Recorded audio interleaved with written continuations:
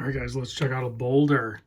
So Boldr's a brand that's actually surprising me. Man, they are really turning up the heat. I remember in the early days, some of their watches I kind of, I dismissed a little bit, but, they're turning out some really cool watches for sure.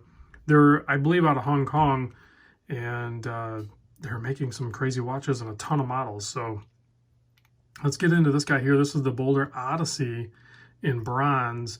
So before I get started though, I have to say real quick, because I moved a while ago and I've been working with Boldr for so long, and they send me watches, and the way it works, they send me a watch, and until something changes, basically they donate the watch to the channel. They're giving me the watch with, obviously I do watch videos. We don't even talk about the fact that, hey, do you want to, I think maybe they do ask. I can't remember. I'd have to look back some old emails. Would you like to, video a new watch? We want to send it to you. And then I guess I get to keep it, right? So I'm like, yeah, sure, I'll check it out and share it with the viewers. That's what this channel is all about. So, but anyway, I moved a while ago and they were still using my old address. So this watch here, I thought honestly was going to get lost because they sent it over to my old address in Traverse City. I no longer use that one. So don't send me things there. I was able to recover it, but, thankfully, Hung over there messaged me and said, hey, I sent it, and this person signed for it, and I sent it to that place. I'm like, oh, shoot, here's my new address. Don't send the stuff over there. Make sure you replace all those and get the new address. So anyway, long story long, I was able to get the watch, and thankfully, because, I don't know, I like to show watch videos, so I hate when one ends up missing. I think I'm pretty much, I have a pretty solid record of not losing any watches, both coming in and going out. So this is a big boy here. This is a 45, they call it a 45 millimeter, but I measured at 45 at the bezel. And if I measure from this little notch to this little notch over here, it's like 46. So 45, 46, whatever you want to call it. I guess that's only a millimeter. I'm not going to squabble over it. 53 lug to lug. 16.5 thick, slightly boxed double dome sapphire crystal, 22 millimeter lug width, 9 millimeter crown, a very large, nicely done crown. Tons of traction on it for sure. Weighs in at 187 grams on the strap with matching bronze hardware. The bronze on it is a CUS N8, in case you are into like different kinds of bronzes. That's the one that I typically see when I see a bronze watch, is that formula. 500 meter depth rating on this, screw down case back, screw down crown, obviously. 120 click bezel, very good bezel action on this. Like there's like no play in it. It is clean, crisp all the way around, and it lines up.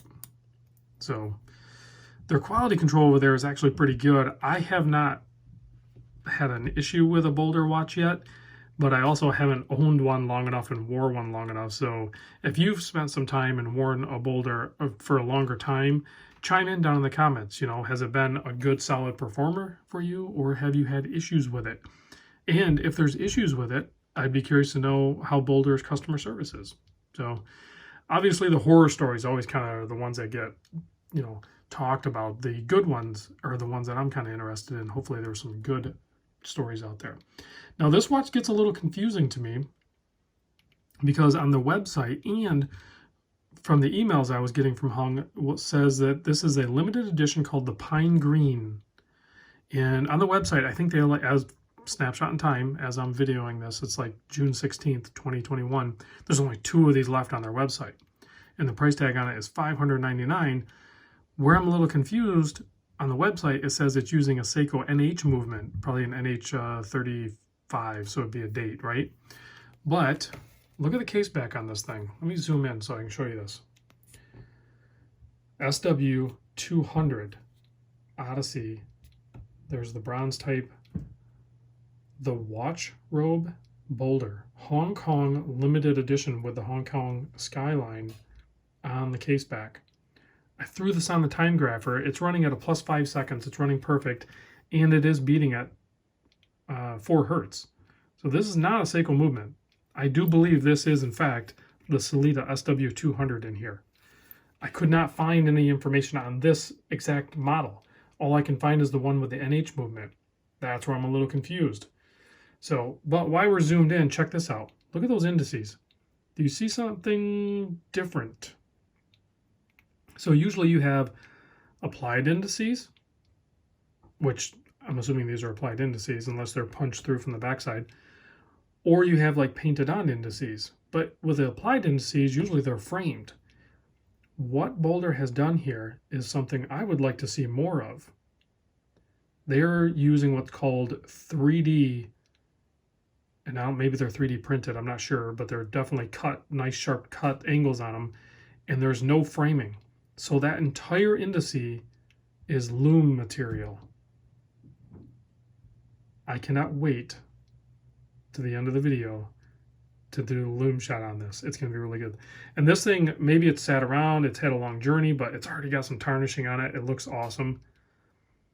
I have yet to, like, there's a little bit of green right there hiding underneath the bezel. You see it? So this will probably end up getting passed on around to some friends and stuff like that. And hopefully, just like the last bronze watch I had, I forget what that one was called, but De Aficionado or something like that. Hopefully I'll get it back and nobody clean it up. And I'm curious to see what it looks like. I don't want forced patina. I just want natural patina from people wearing it.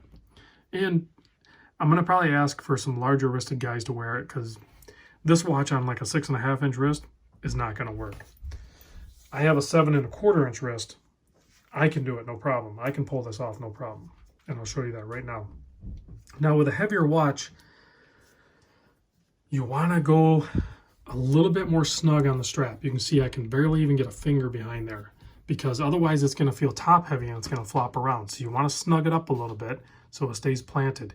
Even with that, because there's no bracelet or any weight down here to balance it out, when I rotate my wrist, it feels like this thing wants to carry my wrist over. It's got some heft to it. That's why you want to wear it a little bit tighter. But there it is on my 7.25 inch wrist. I can easily wear this, guys. I have no problem wearing these larger watches. I just don't typically do it. So, pretty cool, fun watch for sure. Like I said, there's only 2 left on the website with the NH movement, and they're $600. And they only made, according to the website, they only made 100 of them. So it's a limited edition of 100.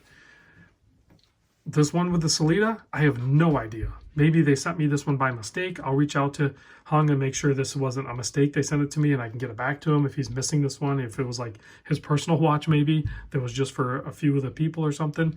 If so, that's cool. I got to see it, but I need to verify that before I, do anything with this watch. So let me kill the lights so you guys can see this awesome loom. Is that not bonkers or what? Tell me you don't want to see more of that in the microbrand world. I want to see those applied indices like this. Maxi indices, no border, no frame, just all loom. That is killer. I absolutely love it. Well done, Boldr, on this design for sure. Thanks for watching, guys, and I'll see you on the next vid.